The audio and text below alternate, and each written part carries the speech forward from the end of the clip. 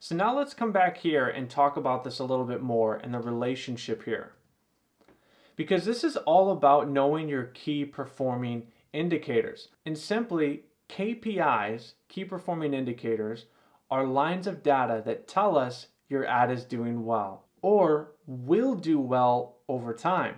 And obviously, or if it's not doing well at all. A lot of this is about answering the question, well, do I turn it off or do I wait? We know that the learning phase needs time to learn, right? So we want to know the difference. We don't want to turn ads off that would perform well, nor do we want to keep running ads that aren't going to do well. So let's go over some key performing indicators and how all this really works together. So let's start at the bottom of that list, ROAS, return on ad spend. This is the amount that you made in relationship to what you spent. So here we see it's 4.87. So that means for every $1 I spent, I made 4.87 back. Now, we want the highest ROAS possible, right? If we see our return on ad spend is high, then that means that our ads are doing well. Next is our cost per purchase. And we want the lowest cost per purchase possible. We want to be sending in the cheapest traffic possible that converts at the highest amount. Next, let's say your add to carts. That's a key performing indicator, right? If people are adding to cart, that means that your ads are doing well. Add to carts are an indicator that ads are performing well. Even if they don't buy, you're closer than audiences that weren't adding to cart, right? So if you're getting those, these are still indicators of performance for your ads. Next is our click-through rate. Now, click-through rates across the board are typically low. A 1 to 3% click-through rate is an industry standard. Now, higher rates mean your targeting is doing well, right? People are liking it, more people are clicking. And lower rates means that, your targeting could be better because it's not really appealing to the audience and you're having very low click-through rates. Cost per click is the cost per click when someone clicked on your ad, they click send message, learn more, etc. So we want the lowest cost per click possible. And generally speaking, 25 cents to $5 is like a general industry standard cost per click. I've seen ones higher than that. I've seen ones lower than that. Well, now's the time when we would say weigh it against other data. For example, what's our return on ad spend? Are people converting? Are we making money? Even if the cost per click is high, but our audience is working, people are converting, then maybe it's okay to keep it high. But our goal is to have the lowest cost per click possible for the best results. Next is link clicks. Technically, we want as many as possible, right? We want a lot of people to come. We want high click-through rates, but other indicators may show that, the traffic actually isn't relevant. So for example, if your click-through rate is high, right, you're getting a lot of clicks, but you have no add to carts or purchases, that's a sign that you're sending the wrong clicks. It's not relevant traffic. So you have to, again, weigh it against your other indicators. It's never just one indicator, it's one in relationship to them all. I see a lot of clicks, but hey, no one purchased. So I'm not sending relevant traffic. That, hey, maybe now you need a better offer. You need to appeal more to buyer intent and exclude non-buyers so that you're sending the right people when they do click.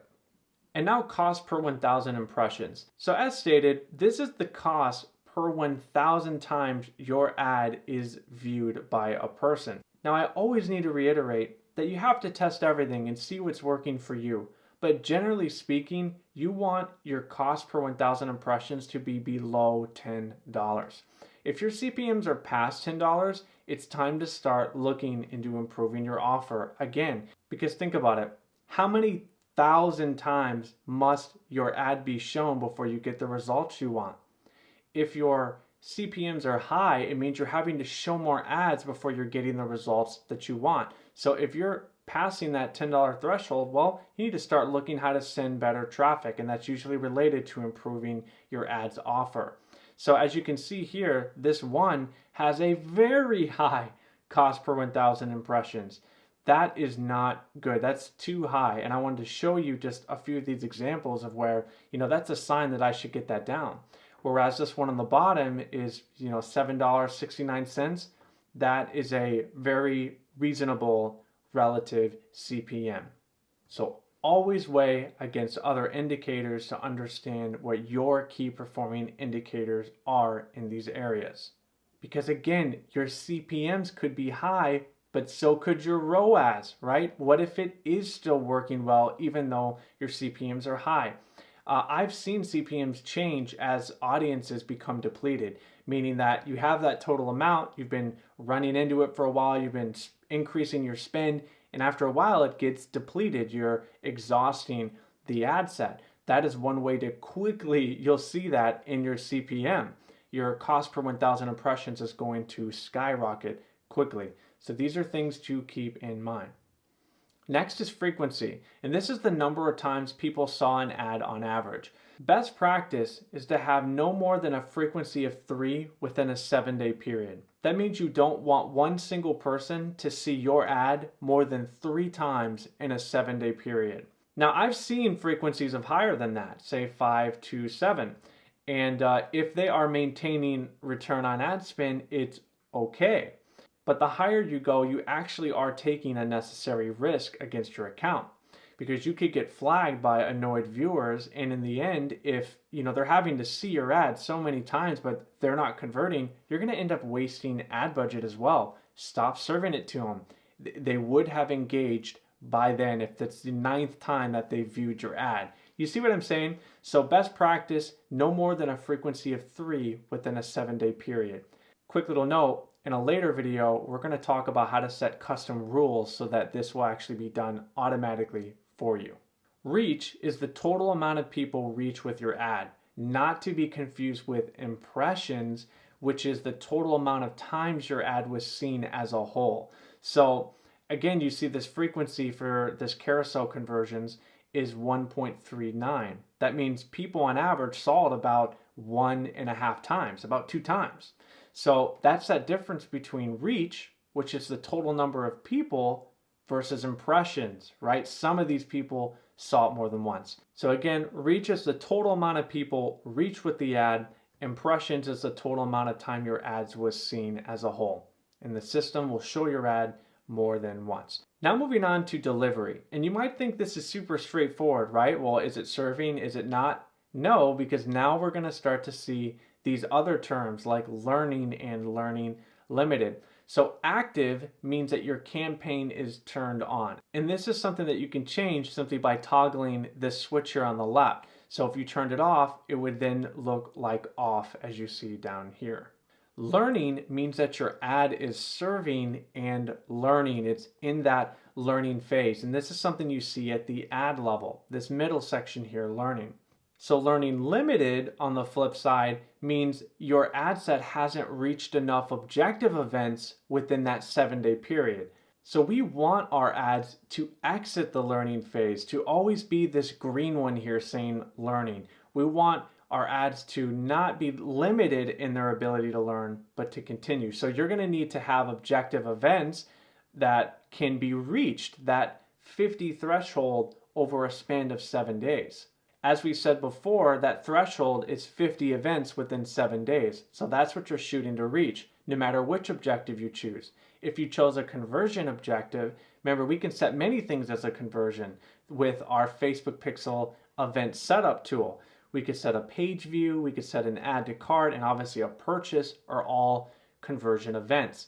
So if you're in Learning Limited, that means that you need to get more of them so it can exit the learning phase. You have to remember the learning phase. You have to use the learning phase. But quickly regarding delivery, now let's talk about remarketing. Because remarketing ads are likely to enter Learning Limited, and this is actually okay. Because many of us typically will not have enough people in remarketing lists to actually exit the learning phase, or they just don't perform as well as maybe we'd like. But in general, remarketing is our highest converting campaigns because they've already visited our site, they've maybe already added to cart, and now we're just trying to answer those questions and seal the deal. So it is okay to see Learning Limited in remarketing. The key is to always reference your audience size as an audience manager, and then you're going to be able to set your budget correctly. So say if you had a few thousand people in it, you could hit each of them no more than 3 times in a 7-day period. You see how it's all starting to line up now, measuring delivery to our how much we want to spend, to our results, our add to carts, our return on ad spend. These are our key performing indicators. This is how we read this data and use it to adjust our campaigns to perform better. So if you haven't already, go ahead and create your custom columns. And in the next video, we're going to talk about your budget rules and willing that you now have a bunch of data, you've met those thresholds. Now you can create those lists, and we're going to make a remarketing campaign in the coming videos as well. So if you have done this step, move on to the next video.